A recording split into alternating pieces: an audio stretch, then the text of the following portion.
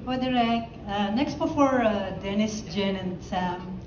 It's been like a while, no? Yung last project nyo together, I think magti 10 years na ata. Back in 2015. I love the prenup of, Thank Jen you and po. Sam. And si Dennis, meron naman po kayong TV, no? Jen and Den. In that span of time, 10 years ago, ano na po yung difference ng character improvement or what have you discovered among each other na nagkakatrabaho uli kayo ngayon?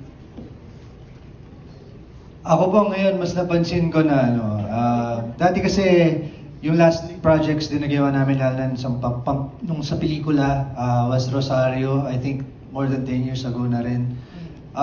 Napansin ko na pag nagmamature ka, katulad ng sinabi ni Direk, mas sinisiroso mo yung trabaho. Nung time na yon, naalala ko na sa shooting kami, lagi pa kami nag-aaway noon. Oo. Lagi kami nag-aaway sa set. Pero Buti ngayon, na lang, heavy drama yung ginagawa namin. buti heavy drama. Pwede na rin. So ngayon, mas napansin ko na hindi na kami masyado nag-aaway. Mas nakokontrol namin yung emotions namin dahil mas mature na at professional kami at meron na kaming respeto sa isa't isa, mga trabaho ng isa't isa. Thank you. How about Jen? Pareho na sinabi ni Dennis, iba yung marami kang pinagdaanan eh. Simula nung mga bata pa kami, nagsimula kami mag-taping ni Dennis ng maraming iba't ibang klaseng show sa GMA. At kita namin yung pag-evolve ng character. Iba na kami ngayon magtrabaho, mas professional. Hindi na nga kami nag-aaway sa set. As much as possible, talagang... Sa bahay na lang po kami nag-aaway. Handa ka mamaya pag-uwi. Hindi, gano'n na, mas nagiging professional na.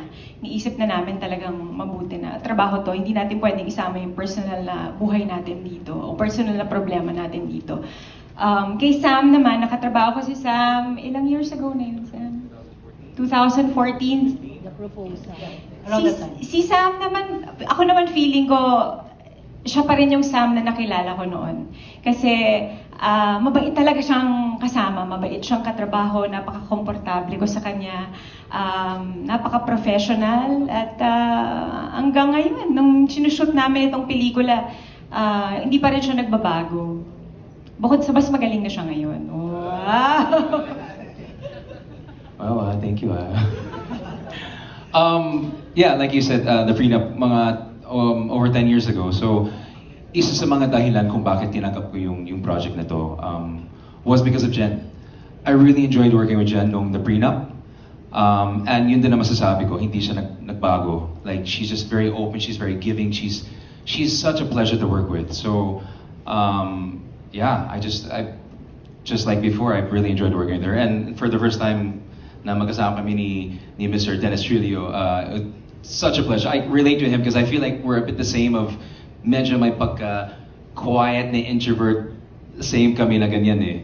But super bait, sobrang bait si Dennis, and it's been such a pleasure working with the two of them. And seeing them, kasi for me, it's hard na, di ba, yung sinasabi na parang, it's hard to mix work with love and a love life. But seeing them on set, parang, it's so easy for them. It's such a refreshing thing to see a married couple work together. It's so easy for them to work together. So wala, they're able to mix that so easily. You know.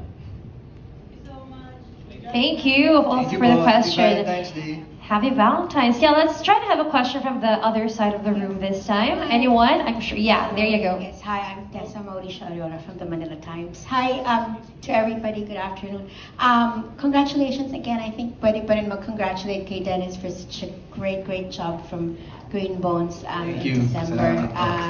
Salamat It's really a movie that has really hit it all. So, congratulations there. How does it feel to have worked on a light-hearted movie naman after such a heavy movie to do? Napaka-refreshing po ng pakiramdam. Nanggaling po ako sa Green Bones at sa Pulang Araw na parehong mabigat po yung tema, and masaya makatrabaho sa ganitong klaseng project, lalo na kasama namin napakagagaling na artista. Nandito po sila Miss Carmen Martin at yung mga kasama ko pa po dito. Talaga pong masaya dahil nakakapanibago, para ka lang naglalaro sa set.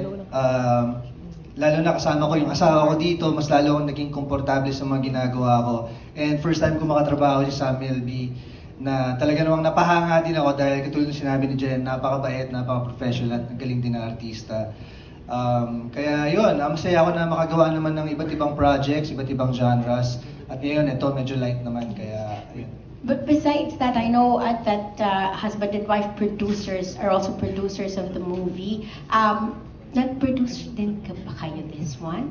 Aha, we thought producers din sila. So this isn't from your movie company. Hindi siya kasali. Okay, sorry. Okay, let's try. Hindi pa po that kami out. producers Hindi pa nung po. ginawa namin to. Kasi Ito, natapos po namin itong pelikula to last year. So it was before Green Bones Before Green came Bones. around. Okay, so we were under the impression po na producers din kayo, and we wanted to ask that. But we'll save that for a movie they produce and star in together later. But my question again is for Dennis. Is it a good thing to know everything about your wife? And do you think malalaman talaga ng isang asawa everything about his wife? You can answer whether both in your character and also, of course, as wife to Jen, as husband to Jen. Sa tingin ko po napaka-importante na makilala mo yung tao na pakikisamahan mo habang buhay. Mahirap kung meron kang madidiscover na hindi mo gusto bago kayo magpakasal. Pero kung nandun na kayo sa isang relasyon, nakatali na kayo at kailangan mo talagang alamin bawat isa para mas makabisado mo kung ano yung mga sumpong niya, kung paano siya pasisiyahin. Kailangan malaman mo yung mga kiliti niya, yung mga sikreto niya, kailangan malaman mo talaga. Kasi yun nga, pakikisama mo siya habang buhay. At kapag hindi mo alam yung mga yun at meron kang tinatago sa isa't isa, yun yung unang-unang pinagmumulan ng problema. At kailangan natin syempre harapin lahat ng issues kung ano man yun para magsama kayo ng matiwasay at panghabang buhay. Thank you very much. All right, thank you for the question. This time back to this area, we have a question from you, ma'am. Hi there. The microphone is behind you.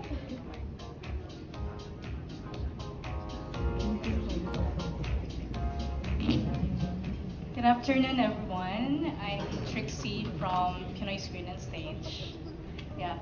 So my question is, well, we know this is a light-hearted comedy, but yeah, merong medyo cheating involved. So my question is like, what are your views regarding cheating? Does it start when you actually do it, or is merely thinking or desiring another person when you're in a relationship cheating?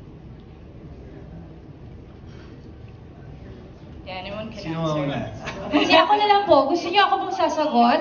Hindi ko po gusto yung cheating po kasi kapag nagtago po siya ng text message sa akin, cheating na yon. Ha? Hindi pala ako yung star, sorry. Sorry, took the spotlight, sorry. Sige, ako muna.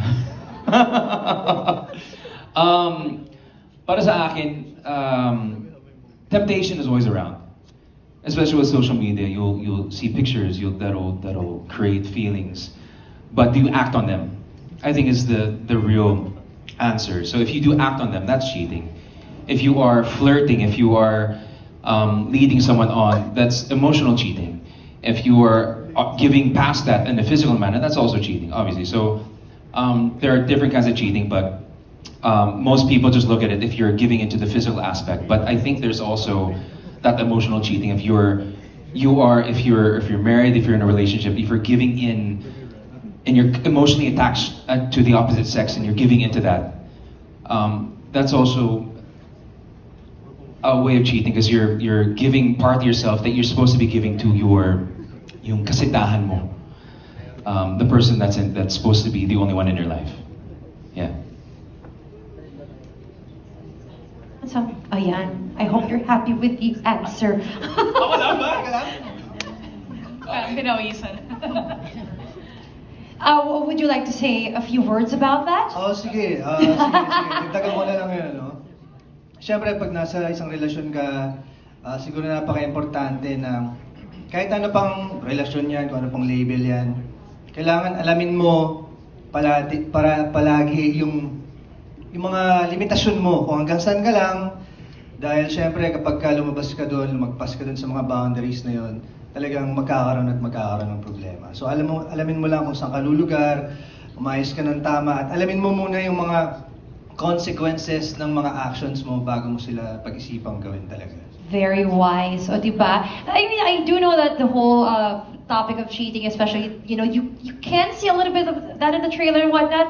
You really, it gets triggering for some people. But I guess same question, but I'd like to hear from our supporting cast members. How about si Miss Carmi naman po? What can you say about the question? Honestly, been there, done that. Oh. Mas buhay naman. Medyo napagdaanan ko na yon and buti na lang tapos na. Pero na-experience ko na yan before about cheating. Pero syempre, hindi ko na-share sa inyo. So much tea involved. Grabe, nakakatuwa. This time I'd like to ask a question for Alex. Ayan, what was your favorite scene? You know, yung ginawa niyo sa movie?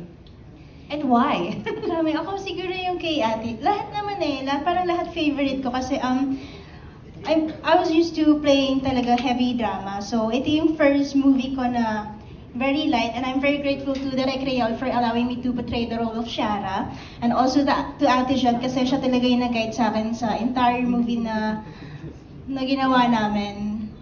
Hindi naman masyado nahirapan kasi parang kay Ate Jan napaka-natural. Lahat ng